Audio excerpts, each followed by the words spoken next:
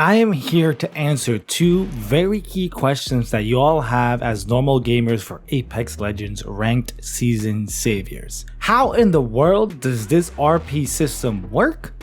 And can you solo queue as a normal gamer? What's going on, everybody? My name is Flame070 here, the normal gamer, an Apex content creator to help you get better at Apex Legends. Season Savior is out now. Changes for the most part have been pretty positive and really well received.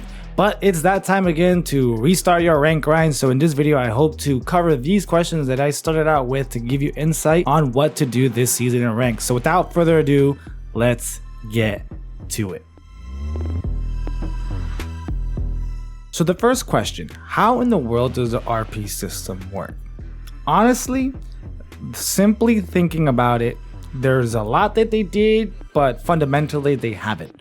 The redesign of the system really pushes for an accurate portrayal of skill in my opinion, and a lot of people are not going to make it to the ranks they think they are, which in my opinion again is a great thing. Being reckless is not going to be in your favor this season, and honestly, as early as silver and gold lobbies, you are seeing ALGS light level of gameplay being displayed.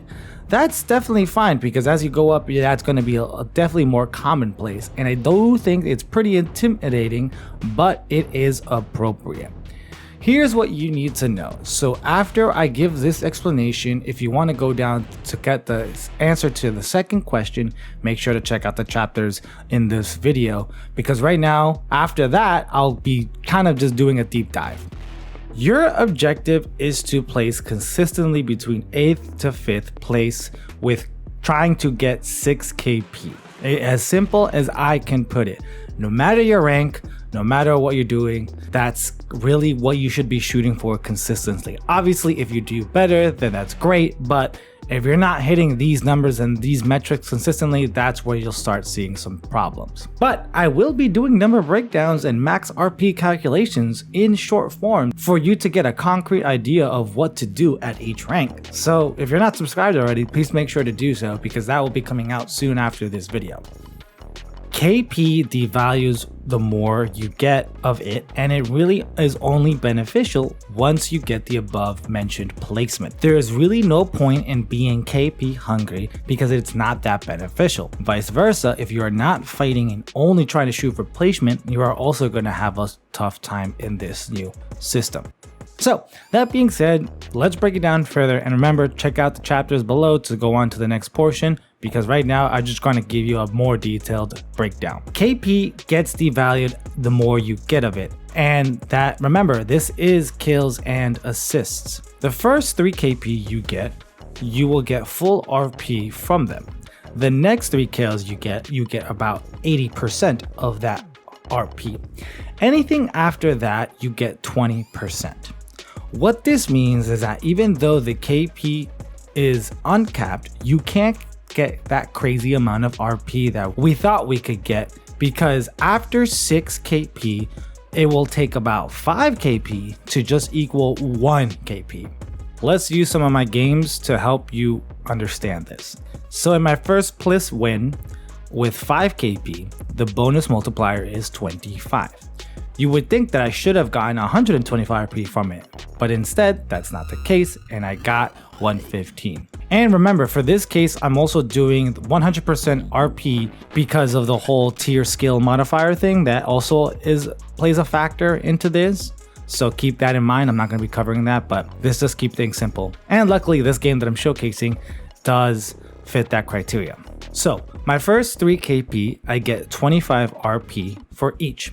And the last 2, since it's at 80%, I get 20 RP for each of those KP. So I received 115 instead of the supposed 125. So though I didn't lose much RP this instance, you can clearly see and have an indication that there really isn't a point about worrying or focusing on getting more than 6 KP, because the reward you get from that is not worth the risk of losing placement. The goal here is simple. They want you to have a balance. Before, people scrambled because they didn't have KP or they were trying to fill a quota to maximize their gains, so they would do dumb things like give up position or chase an enemy down to secure it, which could negatively impact your game because inting and whatnot will just make you lose placement regardless. Now, because of how the relationship between placement and this new KP system work, and the addition of Team KP, your objective is actually really clear. Get to endgame, period. I would touch on the Team KP portion of this and do the math for y'all, but I believe it follows the same logic, you just only get 50% of it. But I'm honestly not clear because I did respond to the developer who explained this to everyone and I haven't gotten a clear answer. But in my opinion, this should not really be your focus since it's not directly in your control, and honestly, the Team KP is just a little sprinkle on top of to what you should really be focusing on. Now, can you solo queue as a normal gamer? Personally, I think it's way too early to concretely answer this question. The season just started and we are all still trying to figure out what to do with this new system, though fundamentally nothing has changed. Placement and some KP. There you go. But for those curious, let's use myself as an example to give you guys kind of like a threshold to maybe evaluate this for yourselves. From Diamond, I got reset to Silver 2, which I think is 4200 RP. In 26 games, I am now in Gold 4 with me sitting at 5621 RP. I am also a solo queue player. I have been playing like this since the beginning of the seasons and I play Apex like this mainly. So, with that being said, I do feel like I'm climbing at a good pace to make it to Diamond again. But we all know the solo queue experience is a mixed bag and honestly a harder path. Let's simmer in these changes, keep working on it, keep practicing, and honestly all my previous solo queue normal tips apply. Nothing has changed on that front, so if you are curious on what to do, check out those videos. A ranked ladder is about skill, not time. Just because you play more does not mean you are better. That's not how this works. Just because you sink time in does not mean you deserve to be in a higher rank. That's not how this works. This system, I believe, is a true indicator of skill and it's going to take some getting used to. If you have a coordinated team, however, to play with, you will rank up just like you always did. To my solo queue grinders, don't get dismayed or listen to the top creators just yet.